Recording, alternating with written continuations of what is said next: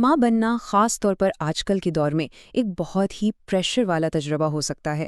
ہر طرف سے مشورے، ایسے کرو ویسے مت کرو، اور ایک پرفیکٹ ماں بننے کا جو آئیڈیل ہے نا، وہ اتنا اونچا ہے کہ اس تک پہنچنا تقریباً ناممکن سا لگتا ہے۔ لیکن سوچئے، اگر اپنی اصل طاقت کو پہچاننے کا کوئی بہتر، کوئی الگ طریقہ ہو، تو آئیے اس تجزیے میں اسی بات کو ایکسپلور کرتے ہیں۔ یہ سفر شروع ہوتا ہے مصنفہ جینٹ پینلی کے اس احساس سے، جہاں وہ کہتی ہیں، اندر سے میں خود کو ناکافی، بوجھ تلے دبی ہوئی اور ماں ہونے کی تھکن سے بالکل ٹوٹنے کے قریب محسوس کرتی تھیں۔ اور یہ شاید ایک ایسا احساس ہے جسے بہت سی مائیں بہت اچھی طرح سمجھ سکتی ہیں۔ اچھا، تو سوال یہ ہے کہ یہ سارا دباؤ آتا کہاں سے ہے؟ اس کا گہرا تعلق پرفیکشن کے اس تصور سے ہے، اس مت سے ہے جو معاشرے نے ہمارے ذہنوں میں بٹھا دیا ہے۔ آپ دیکھیں، ماؤں کو ہر طرف سے متضاد مشورے ملتے ہیں۔ کوئی ماہر کہتا ہے 6 ہفتے تک بریسٹ فیڈ کرائیں، دوسرا کہتا ہے نہیں، فارمولا دے۔ کوئی کتاب کہتی ہے بچے کو اکیلے سونا سکھانا ضروری ہے، جبکہ گھر والے کہتے ہیں نہیں، ساتھ سلاؤ۔ کہیں سے آواز آتی ہے کنسسٹنٹ رہو، اسٹرکچر بناؤ، تو دوسری طرف سے ارے نہیں، تھوڑا فلیکسیبل بنو، گو ود دا فلو۔ مطلب ہر طرف سے الگ الگ بات۔ اور اس سب کا نتیجہ کیا نکلتا ہے؟ ایک مسلسل کشمکش، تنہائی، اور یہ احساس کہ شاید مجھ میں ہی کوئی کمی ہے۔ ایسا لگنے لگتا ہے کہ جو بھی کیا جائے وہ غلط ہی ہوگا۔ لیکن اس مسئلے سے نکلنے کا ایک راستہ موجود ہے، ایک بالکل مختلف زاویہ جو اس سارے دباؤ کو کم کر سکتا ہے۔ تو سمجھنے کی سب سے اہم بات یہ ہے کہ مسئلہ کسی کی ذاتی ناکامی کا نہیں ہے۔ اصل مسئلہ مثالی ماں کے اس ناممکن معیار کا ہے جسے حاصل کرنا کسی کے بس کی بات ہی نہیں۔ یہ کتاب 2 بنیادی سچائیوں پر زور دیتی ہے۔ پہلی، اچھی مائیں کئی طرح کی ہوتی ہیں، ان کا کوئی ایک سٹائل نہیں ہوتا۔ اور دوسری، کوئی بھی ماں، کوئی بھی پرفیکٹ نہیں ہوتی۔ یہ 2 باتیں قبول کرنا ہی خود کو قبول کرنے کی طرف پہلا قدم ہے۔ تو آئیے اب اس کتاب کے مرکزی خیال پر بات کرتے ہیں۔ ہر ماں کا اپنا ایک منفرد انداز ہوتا ہے، جسے یہاں مدر سٹائل کہا گیا ہے۔ یہ MOMS یعنی مدرز آف مینی سٹائلز بنیادی طور پر ایک فلسفہ ہے۔ یہ ماؤں کی مدد کرتا ہے کہ وہ دوسروں سے اپنا موازنہ کرنے کے بجائے اپنی فطری طاقت اور اپنی اقدار کی بنیاد پر اپنا راستہ خود تلاش کریں۔ اور یہ کوئی نیا خیال نہیں ہے، یہ framework Carl Jung, Isabel Myers اور کیتھرین برگز جیسے ماہرین کے پرسنالٹی سائیکالوجی پر کیے گئے کئی دہائیوں پرانے کام پر مبنی ہے، یعنی اس کے پیچھے ایک ٹھوس سائنسی بنیاد ہے۔ اچھا، اس تصور کو سمجھنے کے لیے ایک بڑی زبردست مثال ہے۔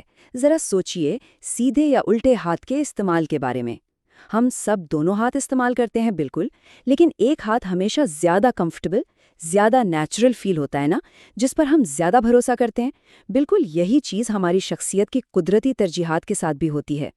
تو اب دیکھتے ہیں کہ شخصیت کی وہ بنیادی اکائیاں یا بلڈنگ بلاکس کیا ہیں جن سے یہ مختلف سٹائلز بنتے ہیں۔ سب سے پہلی اور بنیادی تقسیم ہے ایکسٹراورژن اور انٹروورژن کے درمیان۔ یہ اس بات کی وضاحت کرتی ہے کہ ایک انسان اپنی توانائی، اپنی انرجی کہاں سے حاصل کرتا ہے اور کہاں خرچ کرتا ہے۔ جو ایکسٹروورٹس ہوتے ہیں وہ دوسرے لوگوں اور سرگرمیوں سے توانائی حاصل کرتے ہیں، ان کی توجہ باہر کی دنیا پر ہوتی ہے۔ اس کے برعکس انٹروورٹس جو ہیں وہ اپنی اندرونی دنیا، اپنے خیالات سے توانائی پاتے ہیں۔ وہ تنہائی اور سکون کو ترجیح دیتے ہیں اور چیزوں کو گہرائی سے سوچتے ہیں۔ اس کی ایک بہترین مثال پارٹی کا یہ قصہ ہے۔ سیم، جو ایک ایکسٹروورٹ ہے، وہ چاہتا ہے کہ پارٹی میں ہر ایک سے بات کرے، جبکہ جون، جو ایک انٹروورٹ ہے، وہ ایک گہری گفتگو کے بعد ہی تھکاوٹ محسوس کرنے لگتی ہے اور گھر جانا چاہتی ہے۔ دونوں اپنی اپنی فطرت کے مطابق اپنی انرجی کو مینج کر رہے ہیں۔ شخصیت کا دوسرا بلڈنگ بلاک ہے سینسنگ اور انٹیویشن کا فرق۔ یہ اس بات کی وضاحت کرتا ہے کہ کوئی شخص کس قسم کی معلومات پر قدرتی طور پر توجہ دیتا ہے اور کس پر بھروسہ کرتا ہے۔ اور یہاں ایک بہت ہی حیران کن بات سامنے آتی ہے۔ دنیا کی تقریباً 75% آبادی سینسنگ ٹائپ کی ہوتی ہے، صرف 25% لوگ انٹیوٹیو ہوتے ہیں۔ تو اس سے یہ بھی سمجھ آتا ہے کہ جو 25% انٹیوٹیو لوگ ہیں وہ کبھی کبھی کیوں محسوس کرتے ہیں کہ ان کا سوچنے کا انداز باقی لوگوں سے تھوڑا الگ ہے۔ سینسنگ والے لوگ اپنے 5 حواس پر بھروسہ کرتے ہیں۔ وہ ٹھوس حقائق، ابھی کیا ہو رہا ہے اور عملی چیزوں پر توجہ دیتے ہیں، جبکہ انٹیوٹیو لوگ اپنی چھٹی حس یعنی وجدان پر انحصار کرتے ہیں۔ وہ مستقبل کے امکانات، پیٹرنز اور کیا ہو سکتا ہے میں زیادہ دلچسپی رکھتے ہیں۔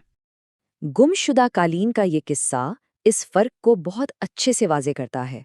ایک سینسنگ ماں فوراً اس ٹھوس حقیقت کو نوٹ کرتی ہے کہ کمرے سے قالین غائب ہے، جبکہ اس کی انٹیوٹیو بیٹی نے شاید اس پر دھیان بھی نہ دیا ہو کیونکہ اس کی توجہ بڑی تصویر پر ہوتی ہے۔ دونوں اپنی جگہ درست ہیں، بس ان کا دنیا کو دیکھنے کا انداز مختلف ہے۔ تو اس ساری بات کا مطلب کیا ہے؟ اس کا مطلب یہ ہے کہ اپنی اصل شخصیت کو اپنانے میں ہی اصل طاقت چھپی ہے۔ جب کوئی اپنی شخصیت کو سمجھ لیتا ہے تو اس سے تناؤ اور گلٹ کا احساس کم ہوتا ہے، اپنی فطری طاقتوں پر بھروسہ بڑھتا ہے، مشکلات کو حقیقت پسندی سے قبول کرنے کی صلاحیت پیدا ہوتی ہے، اور سب سے اہم بات، بچوں کے ساتھ اور دوسرے رشتوں میں اختلافات کو سمجھنے اور قبول کرنے میں مدد ملتی ہے۔ یہ کتاب ان تمام اچھی ماؤں کے نام ہے جو اپنے شاندار نامکمل انداز میں ہی کامل ہیں۔ یہ ایک بہت ہی طاقتور پیغام ہے جو ہر ماں کو تسلیم کرتا ہے اور اس سے عزت دیتا ہے۔ تو آخر میں یہ سوال ذہن میں آتا ہے، کیا ہو اگر ایک ماں کی سب سے بڑی طاقت صرف وہی ہونا ہے جو وہ پہلے سے ہے؟